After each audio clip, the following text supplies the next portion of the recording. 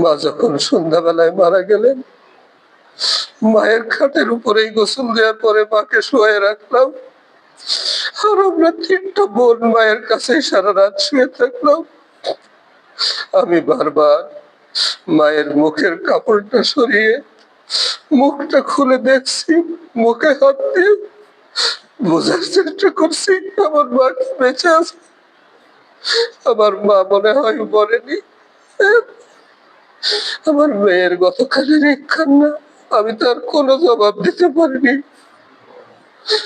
আল্লাহ, আমার স্ত্রী আমার জানা মতে, আমি আপনার কাছে সাক্ষী দিচ্ছি, তার চেয়ে ভালো মানুষ আমার জীবনে আমি দেখি নাই।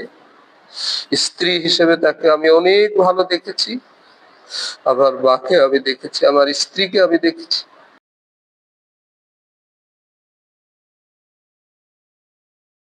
বিসমিল্লাহির রহমানির রহিম। আল্লাযী খালাকাল মাউতা ওয়াল হায়াতা লিয়াবলুয়াকুম আইয়ুকুম আহসানু আমালা। আল্লাহ তাআলা বলেন, আল্লাযী মানে যিনি, খালাকা সৃষ্টি করেছেন, আল মাউতা ওয়াল হায়াতা জীবন। তাহলে আল্লাযী খালাকাল মাউতা ওয়াল হায়াতা, ডিকশনারি তো দেখা লাগলো না, যে শব্দগুলো শিখেছেন সেখান থেকে তর্জমা হয়ে গেল। কেন সৃষ্টি করেছেন? লি, জন্য। কি জন্য? লি ইয়াবলুয়া, ইয়াবলুয়া, ইয়াবলুয়া।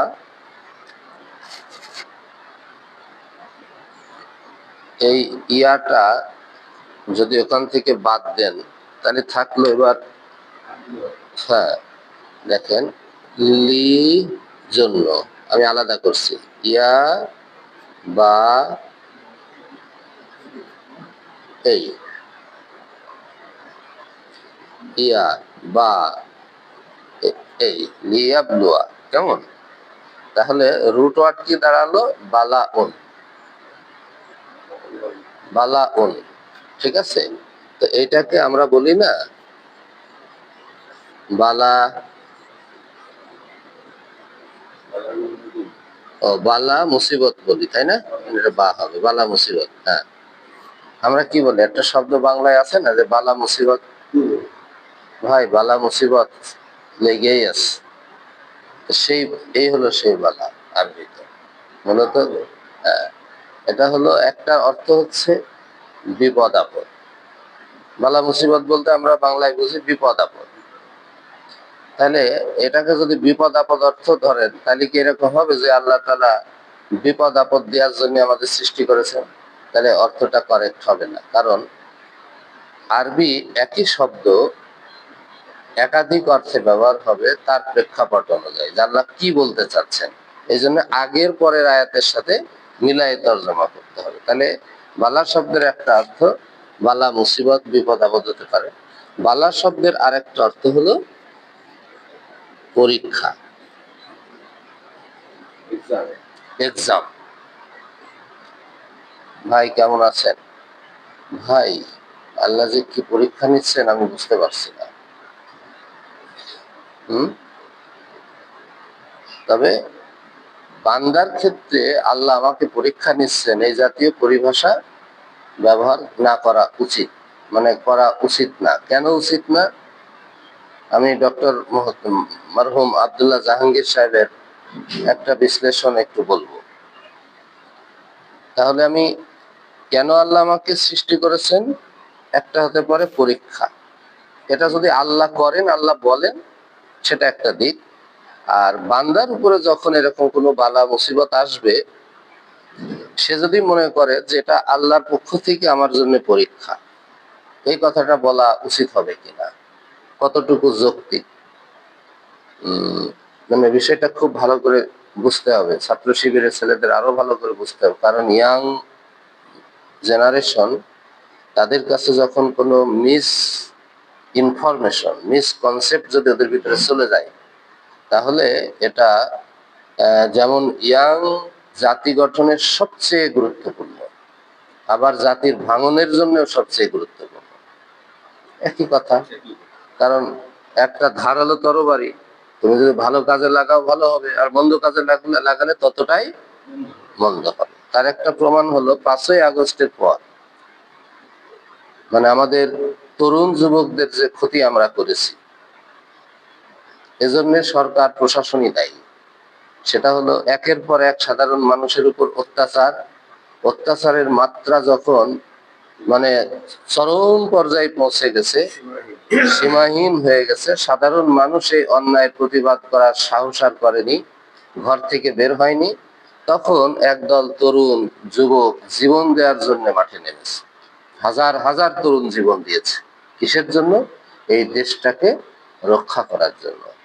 এই যে জীবন দেওয়ার একটা মানসিকতা তাদের ভিতরে তৈরি হলো, এটা কতটা ডিসপ্যারেট হয়ে গেছে চিন্তা করেন। আমি জীবনই দিয়ে দেবো, কারণ এই মুরব্বীদের অপমান আর সহ্য করা যায় না, দেশটা ক্ষতি হয়ে যাচ্ছে, দেশের ব্যাংক লুটপাট হয়ে যাচ্ছে, এটা মেনে নেওয়া যায় না। আবার যারা বোঝে এরা তো বুড়ো হাবড়া হয়ে গেছে, এরা তো প্রতিবাদ করতে পারছে না।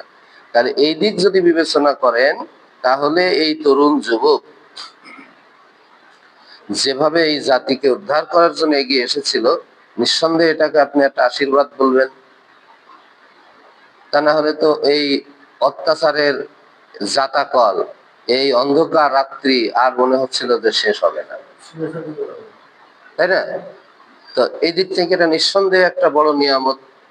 আর এটাকে সেভাবে যদি আমরা নিয়ামত হিসেবে মূল্যায়ন করতে পারতাম, তাহলে আমরা তাদের যে আকাঙ্ক্ষা, সেই আকাঙ্ক্ষাগুলোকে আমরা দলিত মথিত করা, অবদমিত করা, সেটাকে নিরুৎসাহিত করা, হ্যাঁ, এবং এই তরুণ যুবকদের এই আবেগ উচ্ছ্বাসকে খাটো করে দেখা, অথবা তাদেরকে নানাভাবে হয়রানির শিকার করা, এগুলো কোনো মানুষের কাজ হতে পারে না। যেমন এই যে আব্দুল্লাহ হাসানাত ছেলেটার উপরে কতবার বারবার তাকে গুলি করা হলো, বারবার তাকে গুলি করা হলো। এদেশের মানুষই তো করেছে, সে যেখানকার লোকই হোক না কেন, যেই হোক না কেন। হ্যাঁ, তারপরে যে ছেলেটাকে, যে হাদিকে যে মেরে ফেললো, তাহলে এই দেশের মানুষই তো তাকে খুন করেছে, তাই না? এটা বের করার দায়িত্ব প্রশাসনের। যাকেই ভাড়া করুক, সে যে দেশেরই দালাল হোক, সেও তো এদেশেরই সন্তান। তাহলে এই পর্যায়টা গেল কেন? তাহলে এই পর্যায়টা গেল যে তরুণ যুবকদের এই আবেগ, এই উচ্ছ্বাস, এই জীবনদান, এটাকে চ্যালেঞ্জ করা হলো, ঠিক কিনা? এটাকে চ্যালেঞ্জ করা হলো, তার কারণেই তো হাদিকে খুন করা হলো, এবং তারই একটা অংশ তো হাসানাত আব্দুল্লাহকে বারবার গুলি করা হলো, এখনো হুমকি দেওয়া হচ্ছে, যেটা আমরা শুনতে পাচ্ছি। এটা এই জাতির ভিতর থেকে ঘটছে। তাহলে এই কালপিট গুলো কারা? সেই কালপিট গুলোকে বের করার দায়িত্ব হলো এই সরকারের, প্রশাসনের। যদি এই কালপিট গুলোকে বের করতে ব্যর্থ হয়, তাহলে এ ধরনের হাসানাত আব্দুল্লাহ আর জন্ম নেবে না, বরং এরা কি হবে? শেষ হয়ে যাবে, এটাই ওদের ধারণা। কিন্তু ইতিহাস বলে, জুলুম অত্যাচার যেখানে যত বাড়ে, প্রতিবাদী কণ্ঠ সেখানে উচ্চকিত হয়। এটাই পৃথিবীর ইতিহাস বলে। আর যারা এই নির্যাতনকারী, কুশীলব, পরিকল্পনা গ্রহণকারী, তাদের অস্তিত্ব আল্লাহ ধরিয়ে দেন এবং তাদের অস্তিত্ব বিনষ্ট হয়ে যায়। এটাই অতীতে ঘটেছে আর কি। তাই যদি না ঘটতো, তাহলে তো ফেরাউনের পরিণতি ওই রকম হতো না। তাই যদি না ঘটতো, নমরুদের পরিণতি ওই রকম ঘটতো না। তাই যদি না হতো, আবু জাহেলের পরিণতি ওই রকম ঘটতো না। আবুল আহাবের পরিণতি ওই রকম ঘটতো না। তারাই তো ছিল তৎকালীন সমাজের বড় বড় কুশীলব, কর্ণধার, এবং ভাঙনের তারাই ছিল পরিকল্পনা দাতা, ঠিক না? তাহলে এই দিক বিবেচনা করলে আমাদের যুব সমাজ, এটা আমাদের জন্য, এই দেশের জন্য অন্তত পক্ষে একটা বড় নিয়ামত। কিন্তু তাদের উপর যে আঘাত, এটা আসলে অনভিপ্রেত, অনভিপ্রেত, অনাকাঙ্ক্ষিত, এবং এটা এই জাতির জন্য লজ্জাজনক। এই জাতির লজ্জা ঢাকার জন্য এই প্রশাসন, এই সরকারের দায়িত্ব হলো এই কুশীলবদেরকে খুঁজে খুঁজে বের করা। কে হাদিকে মারলো, কে হাসানাত আব্দুল্লাহদেরকে হুমকি দেয়, কে এই তরুণ প্রজন্মকে পিছিয়ে দেওয়ার জন্য আবার ষড়যন্ত্র করছে, এবং তাদেরকে জনসম্মুখে আনা উচিত। জনতার আদালতে প্রশাসনিক ভাবেই তাদের বিচার হওয়া দরকার, আইনগত ভাবেই হওয়া দরকার, কিন্তু বিচারটা দৃশ্যমান হওয়া দরকার। এই হলো এই কুশীলব, এই ষড়যন্ত্রকারী। এই দৃষ্টান্তমূলক শাস্তি যখন আপনি দেবেন, আইনের প্রয়োগ যখন করবেন, তখন আর পরবর্তী প্রজন্ম নিজেদের জীবনের ব্যাপারে তারা নিজেদেরকে অরক্ষিত মনে করবে না, মনে করবে যে আমাদের দেশে আমরা রক্ষিত, এখানে আমরা নিরাপদ। এটা একটা মূল্যায়ন। আরেকটা মূল্যায়ন হলো এই যুব সমাজের যে ক্ষতিটা আমরা করেছি। ঢাকার তেজগাঁও সম্ভবত, ওখানে একটা স্কুলে গিয়েছিলাম, তারপর পরেই আমার পরিচিত একজন, সে হলো সেখানকার প্রিন্সিপাল, খুব ভালো ছেলে। কারণ তার এসএসসি পাশের পর থেকে আমি তাকে চিনি। ছেলেটা মনিরামপুরে বাড়ি। তা আমাকে বললো যে মুজাম্মেল ভাই আপনি একটু আসেন, আমি একটু বিপদে আছি। গেলাম স্কুলে, তো যে দেখলাম ওই স্কুলেরই কিছু ম্যাডাম, অন্যান্য শিক্ষক তার বিরুদ্ধে, তাকে আওয়ামী লীগ ট্যাগ লাগায়ে তার বিরুদ্ধে একটা পরিবেশ তৈরি করে ফেলেছে। অথচ সে কিন্তু জীবনেও কখনো আওয়ামী লীগ করে নাই, কিন্তু এই যে নিরীহ ভালো মানুষ। অথবা হতে পারে যে প্রশাসন পরিচালনা করতে যে আওয়ামী প্রশাসন যখন স্কুলে এসেছে তখন তো তাদেরকে মূল্যায়ন করতে হয়েছে, তাদের নেতৃত্ব কর্তৃত্ব মেনে চলতে হয়েছে, এটাকে তারা ট্যাগ লাগাইছে, হতে পারে সেটা। ওটা আমার বিষয় না। বিষয়টা হলো যে নিজেদের ভিতরের এই ব্যক্তিগুলোই ওই প্রিন্সিপালের বিরুদ্ধে ছাত্র ছাত্রীদেরকে লেলিয়ে দিল, উস্কে দিল। ফলে ছাত্র ছাত্রীরা যার কাছে লেখাপড়া করছে বিগত 10 বছর, 12 বছর, 5 বছর, তারা স্লোগান দেওয়া শুরু করলো এবং এমন এমন অকথ্য ভাষায় এবং এমন পরিবেশ তৈরি করলো যে একজন সম্মানিত প্রধান শিক্ষক মনে হয় তার এখন মাটির নিচে পুঁতে যাওয়া দরকার, নেই হয়ে যাওয়া দরকার। মানে মান সম্মান ইজ্জত কোনো কিছুই থাকলো না।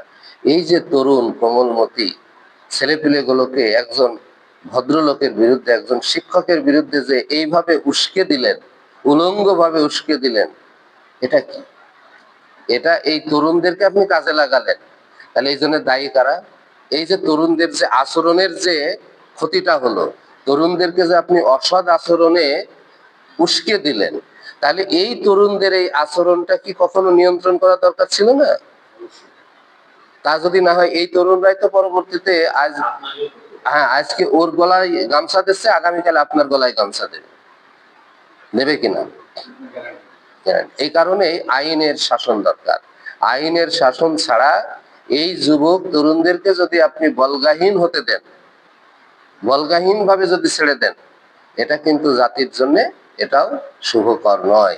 এই কারণে ইসলাম যে নীতির কথা বলে সেটা হলো তোমাকে একটা আদর্শের উপরে দাঁড়িয়ে থাকতে হবে। সেটা তুমি ছাত্র হও, বৃদ্ধ হও, যুবক হও, তরুণ হও। আর তারই মূলনীতি হলো বড়দেরকে সম্মান করো আর ছোটদেরকে স্নেহ করো। বাস, এই মূলনীতির বাইরে আমরা যাব না। যদি এই মূলনীতিটা থাকতো, বলেন তো একটা শিক্ষক, আপনারা যখন লেখাপড়া করেছেন, আমরা যখন লেখাপড়া করেছি, শিক্ষকের সামনে কখনো কি ছাত্র আমাদের জীবনে আমরা মাথা উঁচু করে তাকাইছি? কখনো না। বরং শিক্ষক রাস্তা দিয়ে হেঁটে গেলে কিভাবে বিনয় দেখাতে হবে, ভদ্রতা দেখাতে হবে, আহারে সে তো, হ্যাঁ। আর আমাদের ওই সময়তে একটা ইয়ে ছিল আপনার, কি বলবো, একটা অলিখিত এরকম অবস্থা ছিল যে শিক্ষক দেখলেই সালাম দিতে হবে, স্যারের সামনে সুযোগ পেলে একটু দোয়া নিতে যেতে হবে, সাইকেলে কেউ চড়ে গেলে পরে সাইকেল থেকে নামতে হবে। হ্যাঁ, তা আমি নানা বাড়ি গেছি, তখন ছোট মানুষ। তো এই আমার নানা বাড়ির মাঠ, মাঝখানে একটা মাঠ, এদিকে আমাদের গ্রাম, ও পাশে নানা বাড়ি। এখন এই আমাদের গ্রামের আরেক প্রান্তে হলো আমার ইংরেজি শিক্ষকের বাড়ি, আব্দুর রহিম স্যার, খুব ভালো মানুষ, খুব আদর করতেন।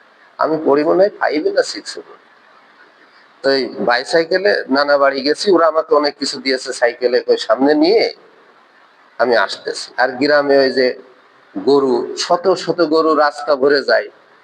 এখন আমি আসতেছি সেই গরুর মধ্যে দিয়ে, আস্তে ভালো সাইকেল তো চালানো শিখিনি। এখন সামনে শিক্ষক আসতেছে, একটা গামছা গায়ে দিয়ে মাঠের ভিতরে যাবে। এখন আমার তো শিক্ষক দেখে দাঁড়াতে হবে, আর আছে তো সাইকেলে বোঝা।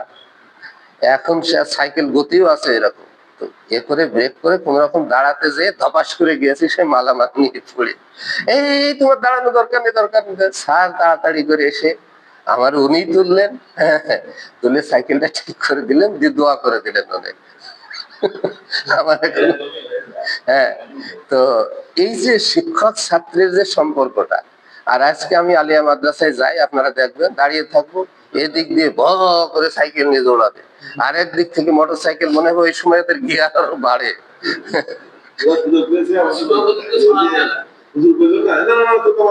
হ্যাঁ হ্যাঁ, ওইটাই শুনেছে আর কি। তো হ্যাঁ, ওইটাই শুনেছে, দরকার নেই।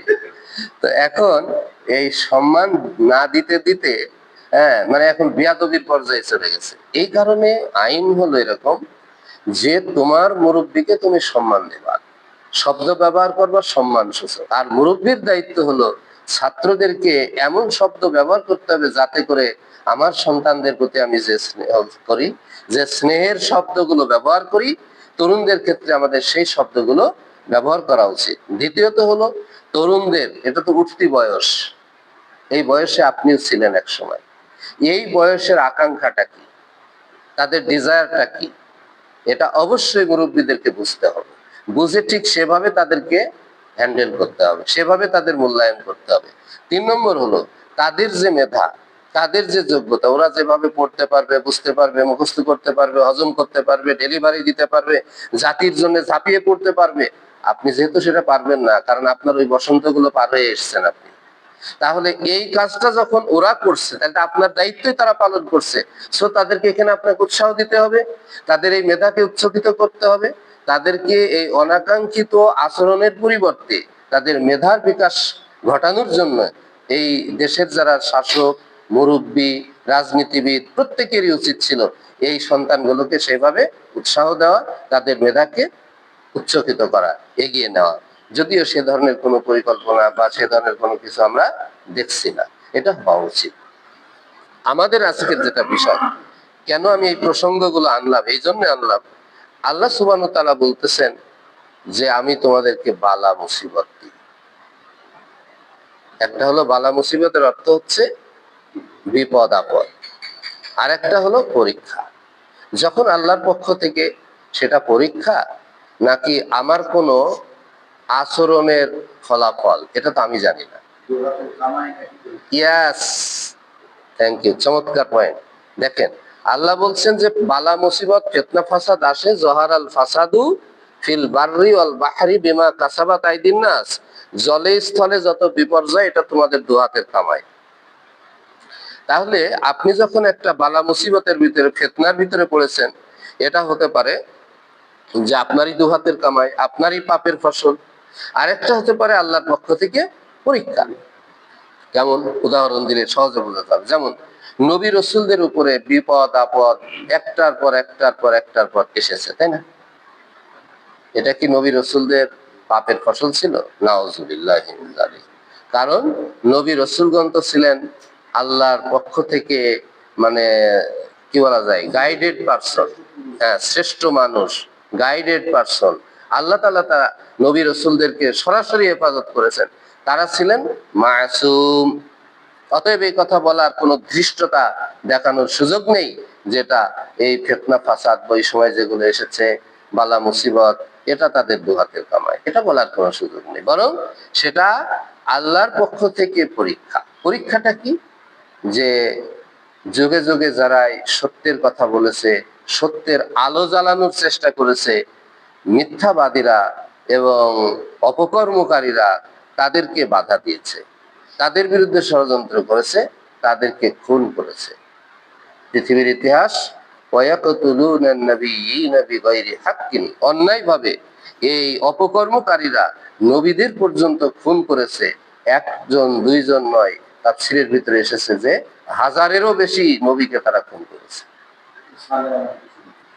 সেই বনী ইসরাইলের অতীত ইতিহাস যদি ঘাটাঘাটি করেন, তাহলে আজকের বনী ইসরাইলদেরকে মূল্যায়ন করা সহজ হবে। কারণ কোন জাতির বর্তমান আচরণকে মূল্যায়ন করতে হলে তার অতীতে ফিরে যেতে হবে, অতীতে এরা কেমন কি আচরণ করেছে।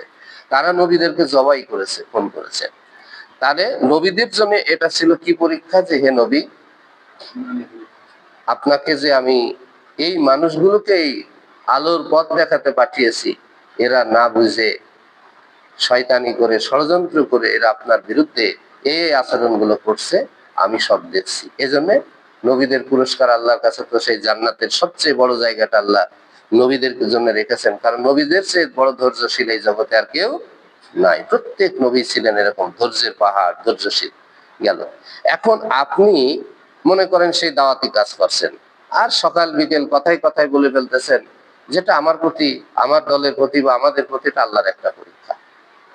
এই কথাটা বলতে ডক্টর আব্দুল্লাহ জাহাঙ্গীর সাহেব নিষেধ করেছিলেন। আমাকে একদিন বলছিলেন যে মুজাম্মেল ভাই, আমরা যদি কথায় কথায় মনে করি যেটা আমাদের জন্য আল্লাহর পক্ষ থেকে পরীক্ষা, তখন আলটিমেটলি আপনার আমার সংশোধনের রাস্তাটা আমরাই বন্ধ করে ফেলবো। কেন? ভালো করে বুঝবো এটা কেন বন্ধ করব। এই যুক্তিগুলো নিজেরা বুঝতে হবে এবং মজবুত ভাবে বোঝাতে হবে, তা না হলে কিন্তু একটা জেনারেশন ধ্বংস হয়ে যাবে। যেমন উনি বলতেছেন, যখনই আপনি মানে পাইকারি দরে বলা শুরু করবেন যেটা আল্লাহর আপনার প্রতি আল্লাহর পরীক্ষা, পরীক্ষা আল্লাহ কাদের নিয়েছেন? নবীদের নিয়েছেন, ঠিক না? তখন আপনার অজান্তেই শয়তান আপনাকে ওয়াসওয়াসা দেওয়ার সুযোগ পাবেন যে তুমি তো নবীদের দলেই আছো এবং তুমি তো নবীদের মতোই। খেয়াল করেন, নিজেকে সে আস্তে আস্তে মাসুম, অতটা নিষ্পাপ মনে না করলেও সেই লাইনেই নিজেকে কল্পনা করবে যে আমি তো নিষ্পাপ, বা আমার তো, আমি নবীদের দলে আছি, আমি তো এখানে রাইট পয়েন্টে আছি, ঠিক আছে। এই ধরনের ওয়াসওয়াসা কিন্তু শয়তান তাকে দেওয়ার একটা রাস্তা পেয়ে যাবে। আপনি শয়তানকে সেই রাস্তা দেবেন কেন? কারণ জহারাল ফাসাদু ফিল বাররি ওয়াল বাহরি বিমা কাসাবাত আইদিন নাস, এই জলে স্থলের যত ফিতনা বিপর্যয়, এটা যে আপনার আপনার কর্মী বাহিনীর দুহাতের কামাই না, তার নিশ্চয়তা তো একমাত্র আল্লাহ দিতে পারে। হতেই পারে যে এটা আপনার জন্য একটা পরীক্ষা, এই কথাটা আপনি না বললে এটা আল্লাহ বলুন, আর আল্লাহ তো আপনাকে এই দুনিয়াতে বলবেন না, এটা আখেরাতে আপনার জন্য পুরস্কার হিসেবে তখন আপনি পাবেন। তো দুনিয়াতেই আপনি এটা আল্লাহ, আল্লাহ এটাকে আপনাকে পরীক্ষা হিসেবে নিয়েছেন, নাকি এটা আপনার দুহাতের কামাই হিসেবে এটা আপনার জন্য এসেছে, এটা যেহেতু আল্লাহ তাআলা ছাড়া কেউ জানে না। অতএব পাইকারি দরে আমাদের নিজেদের ক্ষেত্রে এই কথাটা আমরা বলবো না। আমরা কি বলবো? আমরা বলবো যে আল্লাহ, এটা যদি আমাদের দুহাতের কামাই হয়, আমাদের কোনো আচরণের কারণে হয়ে থাকে, আমাদের আমলের ত্রুটির কারণে হয়ে থাকে, আমাদের আখলাকের দুর্বলতার কারণে হতে পারে, কারণ আমি আমার মুরব্বীর সাথে সেই আচরণ করতে পারিনি, এই সমাজের সাথে সেই আচরণ করতে পারিনি, মা বাবার সাথে সেই আচরণ করতে পারিনি, ছোটদের সাথে সেই সুন্দর স্নেহপূর্ণ আচরণ করতে পারিনি। ওগো মাওলা, আমার না কত দুর্বলতা আছে, এটা যদি আমার দুহাতের কামাই হয় তো আপনি আমাকে দয়া করে মাফ করে দেন। This is the point, this is the right point. এই জায়গায় যখন আপনি আসবেন তখন কি হবে? আপনার নিজের ভিতরে বিনয় আসবে, নম্রতা আসবে, ভদ্রতা আসবে, এবং আপনি কখনো শয়তানের ওয়াসওয়াসায় আর অহংকারী হওয়ার সুযোগ পাবেন না, কারণ আপনার নিজেকেই তো আপনি একটা জায়গায় আপনি প্লেস করে ফেলেছেন। হ্যাঁ, নমনীয়, সেটা মনুষ্যত্বের স্বভাব আপনার ভিতরে আসলো। আর যখনই আপনি ডাইরেক্ট বলে ফেলবেন যে আল্লাহ আমাকে পরীক্ষা করছেন, তখনই আপনার ভিতরে যে আপনার তো আর কোনো, আপনি তো এখন মোটামুটি ঠিক আছেন, অহংকার আপনার ভিতরে কাজ করবে। ফলে কি হবে? আপনার বা আপনার পার্টির বা আপনার জনশক্তির তখন আর সংশোধনের কোনো প্রয়োজনীয়তা আপনি মনে করেন যে আল্লাহ আমাকে পরীক্ষা নিচ্ছেন, আই এম রাইট, আমি একেবারে রাইট পয়েন্টে আছি। যখনই কেউ মনে করবে যে আমি সঠিক পথে আসি এবং আমার কোনো ভুল নেই, আমার কোনো ত্রুটি নেই, আমি নিষ্পাপের পথে, আমি নবীদের মতো নিষ্পাপ না হলেও আমি তো সেই একই জায়গার কাছাকাছি মোটামুটি পৌঁছাই গেছি, তখন আপনার এই নিজের ভিতরের ত্রুটিগুলো আর জিন্দেগিতে সংশোধনের কোনো সুযোগ থাকবে না। যত দিন যাবে, দিনের পর দিন, বছরের পর বছর, যুগের পর যুগ, আপনি আপনার অজান্তে একদল অহংকারী আপনি তৈরি করে ফেলবেন। এবার আমরা সমাজের চারিদিকে তাকাই, তাকালে আমার একটা উপমা মনে করে পড়ে, ছোটবেলার উপমা। একজন শক্তিশালী মানুষ অন্যায়ভাবে একজন দুর্বল মানুষকে অত্যাচার করছে, আর দুর্বল মানুষটা হাউমাউ করে কাঁদছে আর বলছে ভালো হবে না বলো। সে কিন্তু ওকে মারতে পারছে না দুর্বল হওয়ার কারণে। তার মানে ওর যদি শক্তি থাকতো তাও, তাহলে কিন্তু ও মারতো তাকে, ঠিক না? তাহলে সে দুর্বল হয়েও মার খাচ্ছে আর কাঁদছে আর বলছে ভালো হবে না বলেও আর একদম রুখে দাঁড়াচ্ছে। ও যখন দেখতেছে তাহলে কিছুটা শক্তি আছে বলেই তো রুখে দাঁড়াচ্ছে, ও এসে যে আরো ধমাধম আরো 2 থাপ্পড় মেরে দিল, বলছে ভালো হবে না মানে তাহলে এবার ভালো হয়েছে। খেয়াল করেন, বলছে এবার ভালো হয়েছে মানে পিটানিটা আরো হ্যাঁ, মজবুত করে হয়েছে। হ্যাঁ, ওর কথায়, ওর আচরণের কারণে। তো বলছে এবার একটু ভালো করে দিলাম। আজকে সমাজের দিকে তাকায় দেখেন, যখন মার্কিন যুক্তরাষ্ট্র ইসরায়েলের সাথে একত্রিত হয়ে বোমা মারছে, আর তাদের সমর্থনে ফিলিস্তিনের হাজার হাজার শিশুদেরকে খুন করছে, হত্যা করছে, আহা বলার কোনো লোক পৃথিবীতে নেই। এটা নিঃসন্দেহে জুলুম, অত্যাচার। এখন আপনি মুসলিম রাষ্ট্রের একজন কর্ণধার হিসেবে বিশ্বের যে মুসলিম রাষ্ট্রগুলো আছে তাদের ভূমিকাটা কি থাকলে ভালো হতো, কোন ধরনের থাকলে ভালো হতো? তাহলে এখানে আপনাকে কোরআন হাদিস আপনার কাছে আছে, তাহলে কোরআন হাদিস পর্যালোচনা করে, মূল্যায়ন করে, বিশ্লেষণ করে, তাফসির করে, যারা এই বিষয়ের বিশেষজ্ঞ, এই বিশেষজ্ঞদেরকে নিয়ে আপনি টিম গঠন করেন, তাদের কাছ থেকে আপনি নীতিমালা নেন যে এই পরিস্থিতিতে মুসলমানদের করণীয় গুলো, আল্লাহ রসুল কি করেছেন, আর আমরা এখন কি করব। বলেন দেখি, এ ধরনের কোনো পদক্ষেপ কি আপনারা এ পর্যন্ত দেখছেন?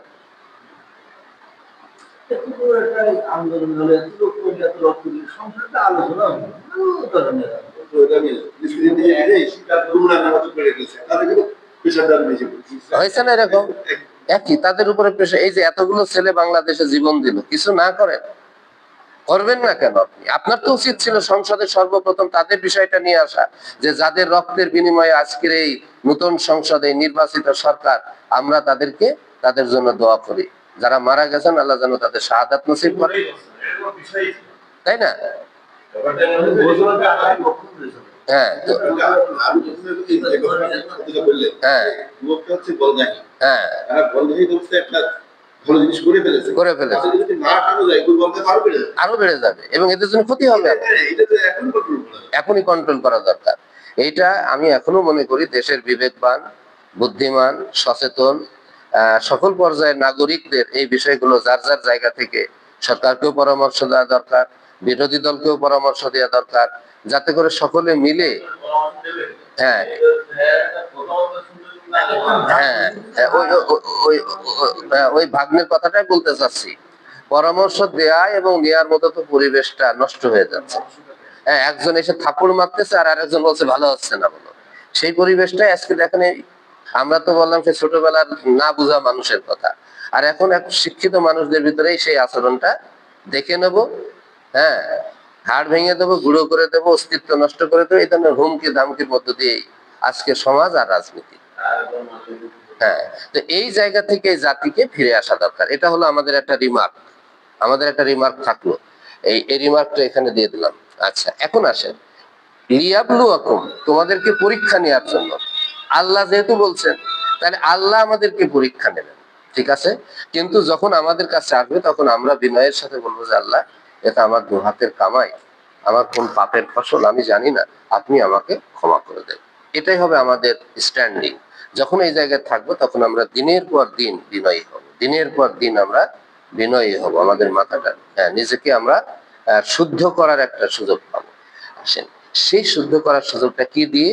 আল্লাহ বললেন লিয়াবলুয়া। তাহলে এটা অর্থ যদি আমি পরীক্ষা ধরি, তাহলে এই পরীক্ষা শব্দটাকে বোঝার জন্য কিন্তু বিরাট বক্তৃতা করলাম এতক্ষণ। আল্লাহ পরীক্ষা নেন কেন? কারণ এটা নিয়ে আজকে বিরাট ফিতনা চলতেছে। একদল মনে করছে আমরা নবী রসুলদের মতো হয়ে গেছি, তাই না? আরেক দল হয়তো মনে করবে যে না, আমরা পাপের সাগরে ডুবে গেছি, এই জায়গাতেই আমাদের দরকার নেই। না, একটা ভারসাম্যপূর্ণ ইসলামিক যে থিঙ্কিং, তার উপরে আমাদেরকে দাঁড়াতে হবে। আসেন, তোমাদেরকে আল্লাহ বলছেন আমি তোমাদেরকে পরীক্ষা করার জন্য। এবার আসেন তো আল্লাহ কি দিয়ে পরীক্ষা নেবেন? বিশাইইম মিনাল খাউফি ওয়াল জুই ওয়া নাকসি মিনাল আমওয়াল ওয়াল আনফুসি ওয়াস সামারাত। আমি তোমাদের জীবনের ক্ষয়ক্ষতি দেব, বাপকে বাঁচায় রাখবো, সন্তানকে মেরে ফেলবো, সন্তানকে মৃত্যু দেব, সন্তানকে বাঁচায় রাখবো। কিন্তু সেই সন্তানটা দেখা যাচ্ছে যে পৃথিবীর ইতিহাস শুধু দেখেন, অসহায় সন্তান, ছোট্ট সন্তান, তাকে রেখে বাপ মারা গেল, ইনকামের আর কেউ নাই, অসহায় শিশুটা এতিম হয়ে গেল, তাই না? এটা আল্লাহ তাআলা বলছেন যে আমি জীবনের ক্ষতি দিয়ে, ক্ষয়ক্ষতি দিয়ে পরীক্ষা করবো। এরকম পৃথিবীতে বহু ইতিহাস আছে না, যে ছোট্ট শিশু বাপ মারা গেছে। মৃত্যুর একটা পর্যায়ে আছে, একটা ছোট শিশু, একটা ইনকাম করা শিশু, একটা ইনকাম না করা শিশু, বিভিন্ন পর্যায়ে আছে, বিভিন্ন স্টেজে। হ্যাঁ, আল্লাহ কাকে কখন কি অবস্থায় রাখবেন আর কাকে দুনিয়া থেকে নিয়ে যাবেন আল্লাহ ভালো জানেন, এবং তিনি এটা ডিসাইড করেন এবং তিনি করছেন, এটা তিনি দেখাচ্ছেন।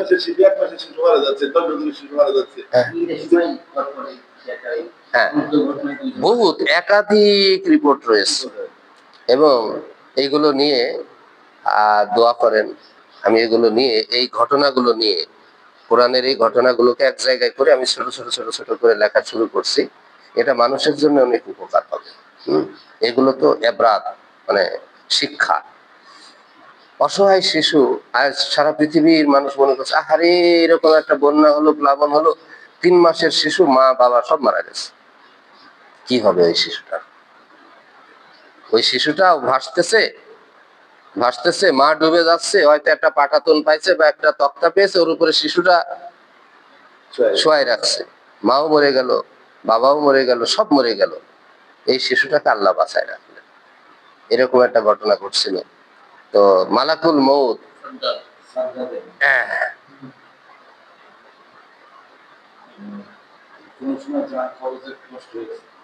চান কবজ করতে কষ্ট হয়েছে। বাচ্চা রেখে মাকে আল্লাহ নিয়ে চলে গেলেন। খেয়াল করেন, আবার এমন ঘটনা ঘটেছে যে বাচ্চাটা আছে, মাও আছে, বাবাও আছে, কিন্তু বাচ্চার কাছে যাওয়ার কোনো সুযোগ নেই। বাচ্চা অসহায়, মা আছে, বাবা আছে। বলেন দিন এরকম কে আছেন? বাবাও বেঁচে আছে, মাও বেঁচে আছে, কিন্তু বাচ্চার কাছে আর যেতে পারলো না, বাচ্চা থেকে ডিটাচ করে ফেললো। মুসা আলাইহিস সালাম, মুসা আলাইহিস সালাম, মুসা আলাইহিস সালাম জন্মগ্রহণ করলেন। ফেরাউন তো তার আগেই তো সব জবাই করা শুরু করলো শিশুদের, তাই না? তারপরে গোপন করে ফেললেন, কারণ যদি জানতে পারে ফেরাউন যে তার একটা ছেলে সন্তান হয়েছে, এখনই এসে জবাই করে ফেলবে, কতল করবে।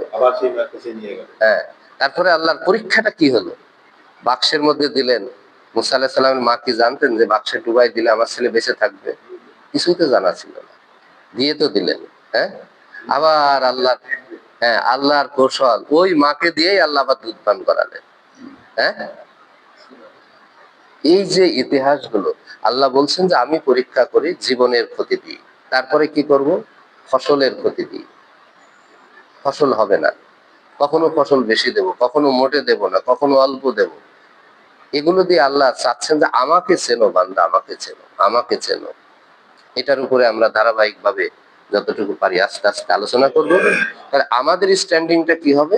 আমরা হব বিনয়ী, আমরা হব বিনয়ী। বিনয়ী হওয়ার জন্য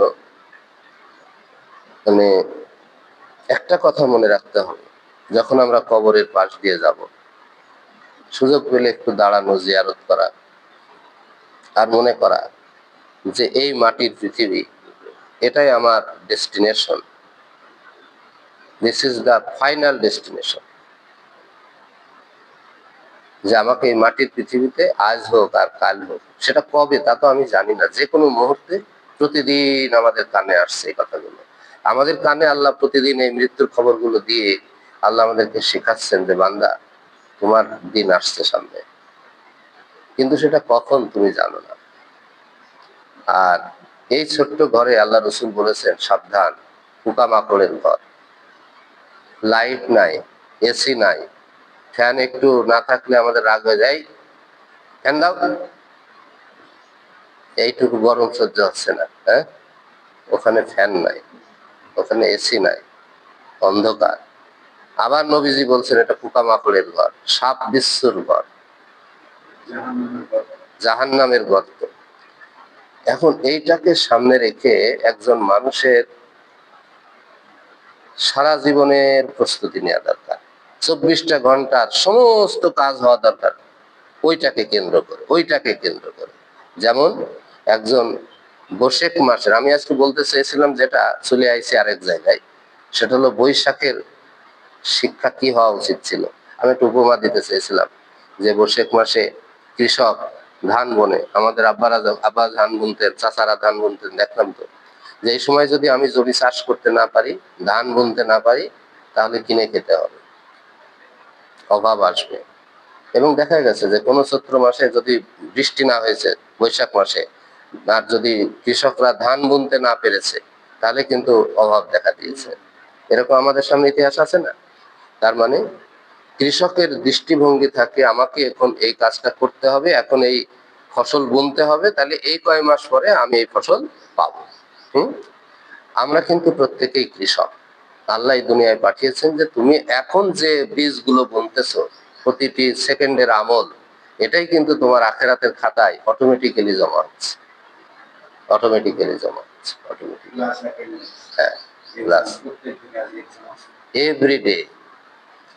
এই যে এক্সাম প্রতিটি মুহূর্তে জমা হচ্ছে, কারণ তুমি একটু একটু করে ওই ফাইনাল ডেস্টিনেশনের জন্য তুমি কিন্তু এগিয়ে যাচ্ছ। তুমি এটা বোঝো আর না বোঝো, তোমার অজান্তে একদিন শেষ হয়ে যাবে। এজন্য আমাদের উচিত হলো প্রতিটি সেকেন্ড প্রস্তুতি নেওয়া। মিজান ভাইয়ের ওয়াইফকে আগের দিন জানতেন যে আমাকে কাল মরে যেতে হবে, আজ ভোরে মরে যেতে হবে। আবার এমন একটা সময় আমি মারা যাব যে আমার স্বামীকে বলে যেতে পারবো না যে আপনি থাকেন, আমি গেলাম। সুযোগ হয়েছে নাকি এটা বলার? বরং তিনি বুক ভরা আশা নিয়ে বলেছেন যে আমি এই ক্লাসের ইংরেজি পড়াটা আমি নেব, আমি নেব। তার মানে কি, তিনি ভাবছিলেন যে তুমি বেঁচে থাকবেন, তাই তো কথা। এরকমই আমরাও ভাববো যে আমরা বেঁচে থাকবো। আমরা স্বপ্নের জাল বুনবো, আকাঙ্ক্ষার জাল বুনতে থাকবো, এটার পর এটা, এটার পর এটা, এটার পর এটা। আর আল্লাহ দেখেন যে বান্দা তোরে কতটুকু করাবো সেটা আমি জানি। প্রস্তুতি নে, ওইখানের জন্য প্রস্তুতি নে। যে কোনো সময় তুই চলে আসবি, সেদিন বলতে পারবি না। এটা মনে করার কোনো সুযোগ নেই যে আজ আমরা বেঁচে আছি, ভালো আছি, সুস্থ আছি, এটা আমার আরাম করার জন্য। নো। কেউ যদি মনে করে এটা আপনার আরাম আয়েসে জীবন যাপন করার জন্য, তার চেয়ে বোকা এই পৃথিবীতে আর কেউ নাই। মনে করতে হবে আমার এই আরামের সময়টুকু ওই ডেস্টিনেশনের জন্য আমার প্রিপারেশনের সময়। পরীক্ষার হলে যখন আপনি পৌঁছান, প্রশ্নপত্র যখন আপনার সামনে আসে, যে ছাত্র সারা বছর লেখাপড়া করে না তার কি হয়? জাকানদানি হয়, হয় কিনা? আর যারা পড়ালেখা সারা বছর করে তাদের জন্য সেটা আনন্দের সময় হয়। এই জন্য আল্লাহর কাছে, হে আল্লাহ আপনি আমাদের মূর্খতাকে ক্ষমা করুন, আল্লাহ আপনি আমাদের মূর্খতাকে ক্ষমা করুন। আমরা দুনিয়ার ফসল বুনতে বুঝি, আখেরাতের ফসল বুনতে বুঝি না। আমরা দুনিয়ার ব্যবসাটা একটু ক্ষতিগ্রস্ত হলে ছেলের ভাত বন্ধ করে দিই, তুই চেম্বারে যাসনি, তোর আজ ভাত বন্ধ। কিন্তু এক ওয়াক্ত নামাজ পড়লে ছেলের ভাত আমরা বন্ধ করি না, কারণ আমরা দুনিয়াটা বুঝি, আখেরাতটা বুঝি না। এই জন্য আল্লাহ আমাদেরকে আখেরাতের সঠিক বুঝ দান করুন। প্রতিটি সেকেন্ড যেন আমরা আখেরাতের কাঙ্গালের মতো কাজ করতে পারি। হে বাড়ি তাআলা আপনি ক্ষমা করুন। আল্লাহুম্মা আমিন। আলহামদুলিল্লাহ রাব্বিল আলামিন। আল্লাহুম্মা সাল্লি আলা মুহাম্মাদ ওয়া আলা আলি মুহাম্মাদ কামা সাল্লাইতা আলা ইব্রাহিম ইন্নাকা হামিদুম মাজিদ। আয় আল্লাহ, আমার সময় কখন ফুরিয়ে যাবে আমি জানি না। আমাদের কার কাফনের কাপড় কোন দোকানে এসে অপেক্ষা করছে আমাদেরই জন্য, যে ওই কাপড়ের টুকরা টুকরো হবে আমার জীবনের শেষ জামা কাপড়, কেউ জানি না। ইলাহি,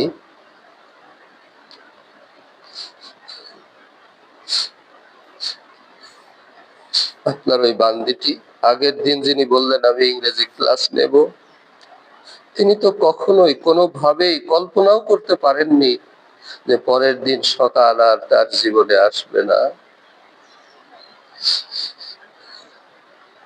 এটাই তো আমাদের জীবন, এটাই তো আমাদের অনিশ্চিত জীবন। এটা আমরা জেনেও জানি না, জানতে চাই না। এটা আমরা বুঝেও বুঝি না, বুঝতে চাই না। ওগো মাওলা, শয়তানের ধোঁকায় পড়ে গেছি, দুনিয়ার লোভে পড়ে রয়েছি, ক্ষমতার লোভে পড়ে আল্লাহ আখিরাতের চিরদিনের জীবনকে আমরা ভুলে গেছি। আপনি আমাদের ক্ষমা করে দিন, আপনি আমাদের মাফ করে দিন। বাগানে প্রতিদিন ফুল ফোটে, সেই ফুল আবার শুকিয়ে যায়, ঝরে যায়, ফুলগুলো আমাদের বলে যায় এটাই জীবন, আমাদের থেকে জীবনের শিক্ষা দাও, তোমরাও এভাবে ঝরে যাবে। ফুলগুলো এক সময় সুবাস ছড়ায়, আবার সেই ফুল ঝরে যায়। হে আল্লাহ, আপনি আমাদের সুবাস ছড়ানোর জন্য যৌবন দিয়েছেন, জীবন দিয়েছেন, শক্তি দিয়েছেন, ফুরসাত দিয়েছেন, কিন্তু আমরা বুঝি না, আমরা মূর্খ, আমরা জাহেল, আমরা না বোঝার কারণে আমাদের এই সময়গুলো, শক্তি, সুযোগ আমরা আখিরাতের পথে কাজে লাগাতে পারি নাই, আমাদের প্রস্তুতির জন্য, জান্নাতের জন্য কাজে লাগাতে পারি নাই। মাওলা, আপনি আমাদের মাফ করে দেন। আমরা কতগুলো মূর্খ গুনাহগার আপনার কাছে হাত পেতেছি আল্লাহ। আমরা মূর্খ হলেও, গুনাহগার হলেও আমরা তো আপনারই গুনাহগার গোলাম। আপনি চাইলে আমাদেরকে আযাব দিয়ে ধ্বংস করে দিতে পারেন মাওলা, কেউ আপনাকে ঠেকাতে পারবে না। আর আপনি যদি দয়া করে আমাদের ক্ষমা করে দেন, আমাদের বাবা মাকে ক্ষমা করে দেন, আমাদের স্ত্রীকে ক্ষমা করে দেন। হে আল্লাহ, আমার স্ত্রী, আমার জানা মতে, আমি আপনার কাছে সাক্ষী দিচ্ছি, তার চেয়ে ভালো মানুষ আমার জীবনে আমি দেখি নাই।